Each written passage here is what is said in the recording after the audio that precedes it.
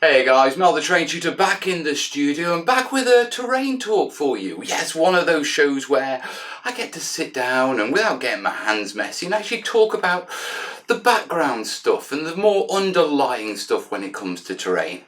Now in this terrain talk we're going to be talking about the Terrain Tutor's Terrain Triad. Don't try saying that when you're drunk.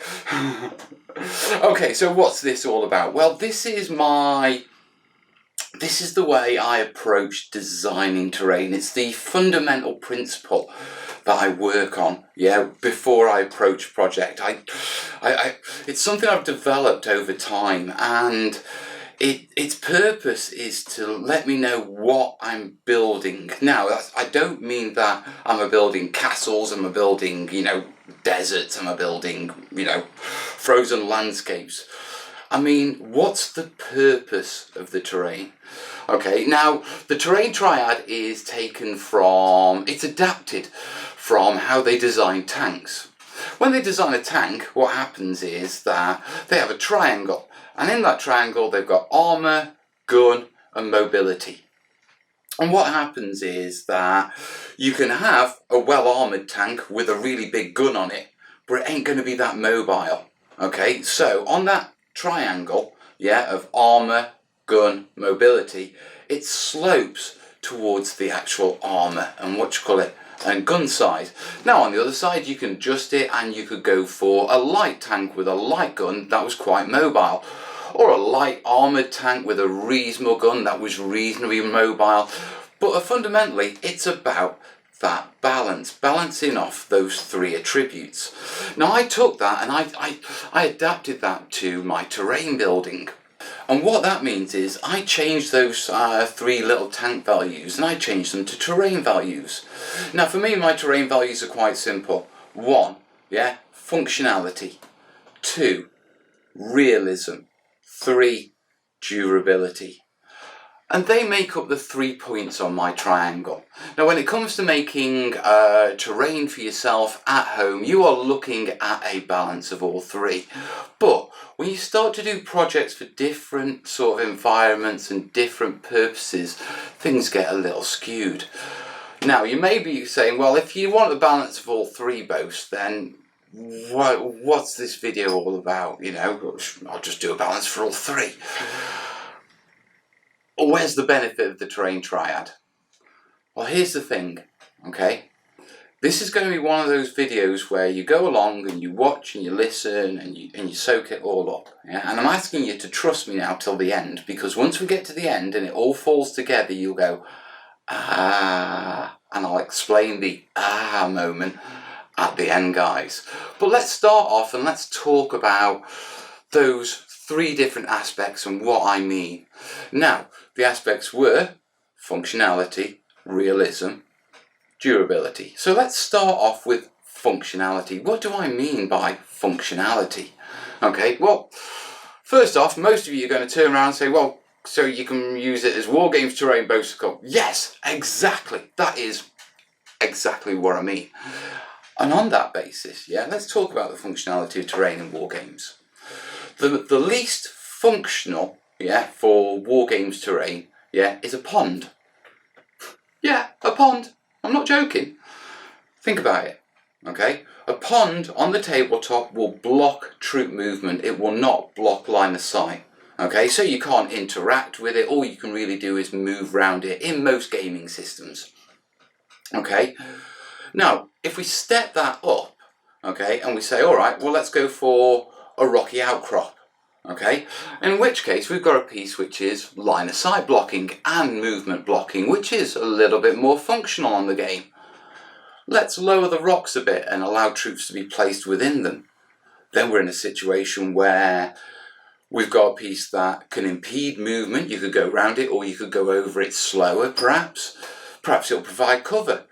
Perhaps it'll give you a more elevated position, which means you're more exposed, but you've got better line of sight on different targets, and it becomes more and more functional. A solid house that you can't place troops within, is less functional than a house that you can place troops within. So establishing the functionality of your terrain and what you want it to do before you build it yeah, it helps you give a clear idea on what you're building, what little things you need to incorporate into it. If you know that you want your woods to provide cover, okay, for your troops, but impede movement for vehicles, then you can put your trees close enough to allow you to move troops in between them, but block vehicles. If you know that you want vehicles to go in it, then you know that from the outset you're looking at something where you might need to be able to remove the trees. So maybe scatter bases, maybe magnetic, but something that's going to let you move one or two trees and put a vehicle in. Okay? Now, that's Wargames functionality, but that's not the only functionality I'm talking about. You see, when I started this channel, I was all about the Wargames, okay? And I am still all about the Wargames, but I get requests for terrain builds, yeah, where it's not just about making a nice playable set, okay? It's got a different function. So what do I mean by this? Well, okay, let's take my Frostgrave build. My Frostgrave build wasn't designed to be a great table to play on, okay? I knew that from the outset because I knew its purpose was a show table. I knew the vast majority of people, okay, who were going to play on that table would only play on it once at a show, trialing Frostgrave, okay? So, I don't need the functionality-wise, I didn't need to make that reusable or movable. Do you know what I mean? It only had to play out once. It only had to be good for one game. It didn't have to like stand the test of time and provide lots and lots of enjoyment. But it had a different requirement. Yeah, it was a showpiece. It needed to attract people to that table. There was a reason, okay, other than the fact that it was Frostgrave, why it was white and snowy. Because it glared at you. You saw it, okay? You couldn't miss it at Salute. Secondly, there was a reason. It had a huge, humongous mountain on the top of it with what looked like ruins, yeah? So people would see it. Yeah, it had a tunnel in it, okay, with a long gantry that drew people in. It was about attracting people to the game, bringing people who were passing by, okay, to the table. And that was its purpose. So in that sense, yeah, its functionality was very different. Very much like the D-Day board. The D-Day board had to be reusable to a certain amount, but it also had to look good, and it had to look good from one particular angle, because it was going in a store. Yeah, and for a long time, Martin up at Wargames, up at Wargames UK up at Southport, yeah, he had it in his front window, yeah, to attract people in. Now that's not the only functionality Wargames Terrain can have. Okay, it could be functional in the sense of, well, not Wargames Terrain, but model making. Think of a diorama. Yeah, the purpose of a diorama is normally to, when we come to the terrain building side of it, it's normally to showcase a model. Yeah, so when you look at it, quite often you look at low level detail at the front, high level detail at the back, typically some trees or some walls or something to frame the model. Okay, its function isn't to be played on, it's to display a model.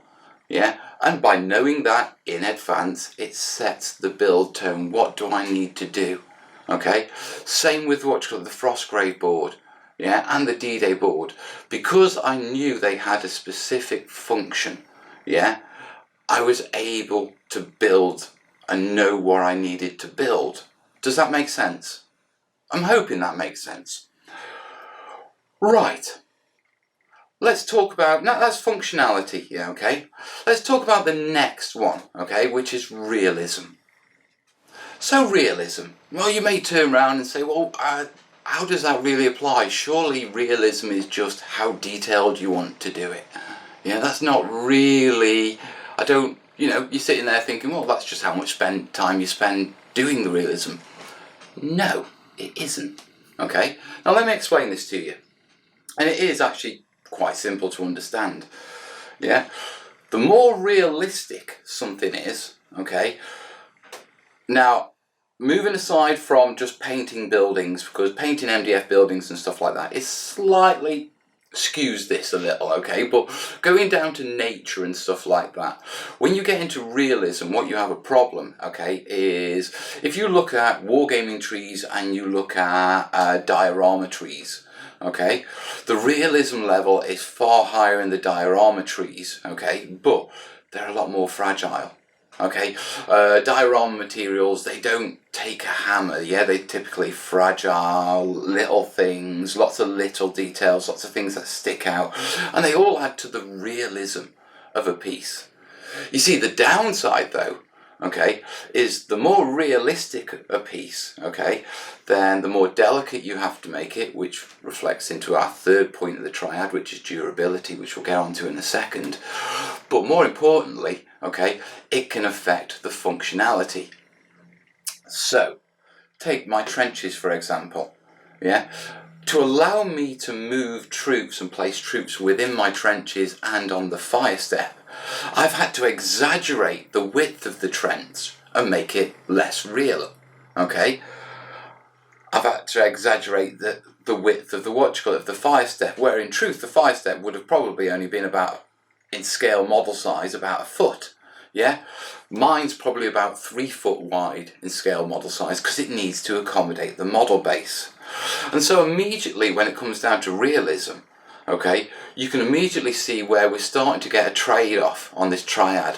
One, yeah, the more realistic you make something, the less functional it is game-wise. And this applies to doing woods and all sorts of things. You think about woods, they're often overgrown with bracken, uneven, they've got tree falls. They're not actually, if you actually modelled a proper wood, it'd be actually quite difficult to get models in there and do things with it. Yeah, we have to simplify our woods a little so we can actually use them. And so that's functionality to realism. And as I just mentioned a little earlier, yeah, you can also see where I'm going with the durability side, yeah, with the fact that the more delicate things are, you know, the more little details you have, okay, then the less, the less durable it is. Okay, now take my D-Day board for example. I wanted to do a wooded background to the back of my D-Day board. Okay, now the reason I didn't, and it would have looked a little bit more realistic, it would have helped it bring it up. Now the reason I didn't, because I knew it was going in a store, I knew that if I put trees around the corners and along the back, people would be passing up and down there with bags and shopping and in and out. It's not their table, they're not going to be careful, they'd have knocked it. So I limited it. And the only thing that actually sticks up at the back of my D-Day board is a plastic house, which is pretty durable, okay, compared to trees and that sort of stuff. The thing with trees is it's quite easy to knock a tree at the top and there's a lot of force at the bottom that'd break it. It's different with a plastic house. But in that sense, yeah, my realism of that board had to be adapted, okay, for its functionality, yeah, and also for its durability. So yes, when it comes to painting and things like that, yes, you can go quite realistic. But when it comes to building and the materials you use, okay, then it gets skewed. Now, as a final example, take a look at take a look at the railway guys. Yeah, the railway guys produce beautiful looking scenery, really detailed. The realism's high, but the functionality is low. Yeah. And also the durability is low. That's because they're not expecting to put half a kilo of resin on it in the form of a tank and push it across it.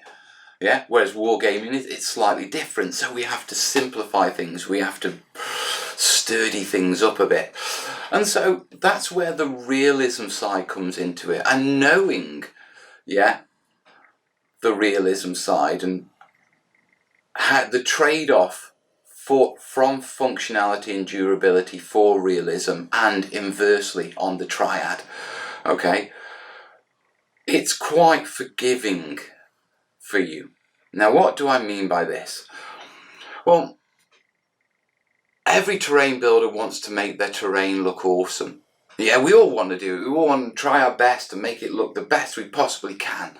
Yeah, but you can get conflicted sometimes because the way you've built it to be functional, durable, it doesn't allow you to make it look realistic, which can be really conflicting and can really actually upset you, bring you down. And so knowing going in at the start, yeah, that you're going to have to knock the realism down because it needs to be functional and it needs to be, the third one we'll discuss in a second, durable, okay? It's quite forgiving. You can sit back and go, okay, no, that's good. I'm happy with that because I can't make it more realistic because of these other factors, okay? And that can take a lot of weight off your shoulders from a terrain builder's point of view. So, you've probably already sort of sussed where the third leg fits into this durability. But let's have a quick chat about that. But before we do, if you do start seeing where durability fits into this little balance, our little triangle, TTT's Terrain Triad. That needs to go on a t-shirt, doesn't it? Yeah. Oh God, what have I done? If you're starting to see, before I even explain the durability side where it fits, you're starting to figure this, what your triad out, okay, which is a good thing. Yeah, so let's talk about durability. Now, yeah, durability is a scale, and on one side, yeah, I would say that you have dioramas, okay? Dioramas, they're built, they're not to be touched once they're built. Yeah, it's very rare diorama gets touched by anyone other than the person who built it, and the person who built it generally knows how sturdy it is and how to handle it. Yeah, so when you're building dioramas, durability doesn't come into it. Yeah, now let's go to the other side of the scale. Tournament builders. Yeah, when you build tournament terrain, yeah, it's going to be played on by lots of people, yeah, quite heavily, quite a lot, and with no offence to tournament players, but they're not as invested in looking after that terrain as if they built it themselves. Yeah, and I think that's the politest way of saying that, but anyone who knows tournaments and has any experience of tournaments will know what I'm talking about. Okay, so tournament terrain needs to be really durable. Okay, so dioramas, one side of the scale, tournament terrain, the other side of the scale. So let's look at that at the side of the triad, okay? Now, you're already figuring out that, oh yeah, if I want something to be tournament terrain, and you know, you avoid the little things that stick out, you know, you pull everything in tight so there's not bits sticking out at the edge of a base and everything's sort of clumped up and follows the hill principle, yeah? Yeah, i.e. all the stuff slowly gathers to build up in the middle on a scatter base. Yeah, nothing sticking out, no spiky bits out on the edge because they'll get caught. You know, you keep your details little, you keep your playing surfaces inside smooth, yeah, because you don't want things falling off and you don't want people wedging things in. Okay, so let's go with dioramas first. You've got dioramas, they don't need to be durable. Yeah, functionality wise, they don't really need that much functionality beyond being able to display what the model. So lower at the front, framing at the back, okay? Functional, so that's very little function. So very little durability, very little function, massive amounts of realism. Yeah? Now, let's skip over to tournament terrain. Tournament terrain needs to be pretty functional, yeah? It's for playing games, so you don't want stuff that just looks pretty. Yeah, you want to be able to get troops, you want to interact, you want to use it to create gameplay. So, functionality is quite high up. Durability, yeah, as we've already mentioned, other than the people playing on it, yeah, you got set up and take down, and no one takes tournament terrain, wraps it in bubble wrap, and then carefully places it in a box. Or I haven't seen anyone do that as of yet. Okay, there may be some who do, and kudos if you do, but most of the time it's a rush to take down, so it's getting piled in a box, so it needs to be durable. So durability is right up there, functional's quite high, and because of the sacrifice, yeah, of functionality and durability, there's a massive sacrifice on realism, okay? Which is quite understandable and perfectly acceptable. It's very rare you play on a beautiful tournament table. There may be display tables there that are nice, but when it comes down to stock tournament tables, I'm not saying they're ugly or anything, but they're very much wargaming standard, yeah? That's because they have a different purpose in the triad. Okay, and so you're starting to see how all these factors start to come together. And with your normal terrain builds, you are generally looking at, you want a general balance. You want to be a little bit durable because you're playing on it. You want it to be functional because if it's your terrain set, you want to use it in different ways. And you don't want, terrain pieces that are essentially just line of sight and movement blockers. Yeah, taking up your shelf space. So you look for more functionality.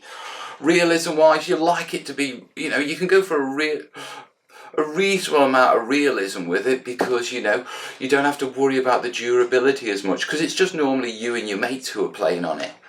But if we're going for something like a table that's got to go for a show, you want durability because that's going to be shipped around the country. Set up, set down, it's going to be played on by a lot of people at conventions, it's going to be walked past. Yeah, it's also got to be high up there on the realism and eye-catching sort of style of the realism. You know what I mean? It's got to attract people in because it's a show table. Functionality, gameway wise, is quite low because people are only going to play on it once. But, that being said, it's got different functions, much like a diorama. It's there to attract people in, which is why all my show tables are these humongous eye-catching mega things. Yeah, because people walk past them and go, "What's that?" Yeah, that's what they're there for. That's why people commission me to do show tables. I'm not the best terrain builder in the world. But I can make an eye-catching table. I think Mike from Terrainiacs put it good once. He says, you make awesomely impressive tables, in a short time. And that's my sort of thing. I do the big bang, but in a simplified method that lets me sort of do that. And that comes back to the Triad, thinking about it, because I know that it doesn't need to be really realistic and detailed up close. It needs to be eye-catching up far, and so it lets me plan. And so hopefully you've realised where this terrain triad comes in, of our functionality, our realism, and our durability.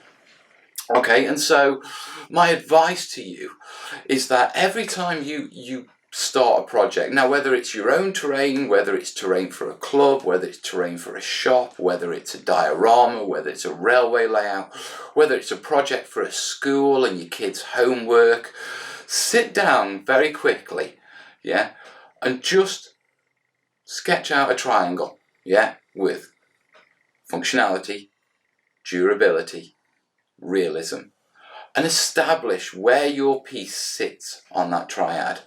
Because once you know it needs to be functional, and I'm not saying it needs to be functional, but what function do you need from it? Okay, does it need to attract people at a show, or does it need to provide cover for troops?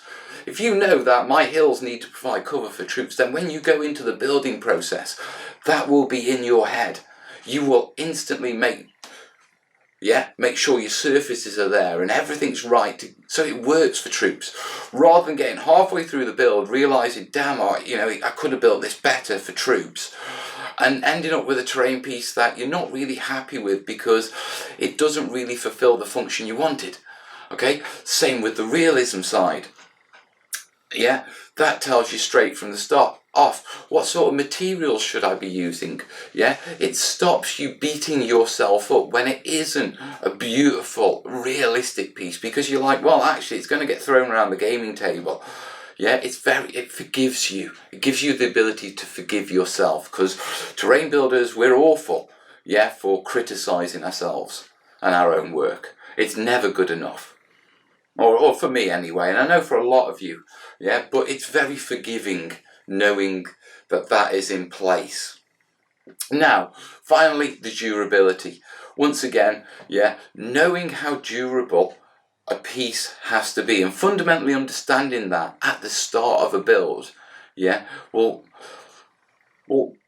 it sort of shapes how you build it, what materials you use, how sturdy you build it, how well you seal it, how detailed it is, what you use for the fragile bits, where you place things. And fundamentally, the payoff on this isn't at the end of the project. It's 10 years after the project when it's still standing, yeah, because all the way through the build there was that mentality, that thought of, yeah, these are going to get some hammer. I need to make sure that these are solid as hell. There's nothing little sticking up anywhere that's going to break.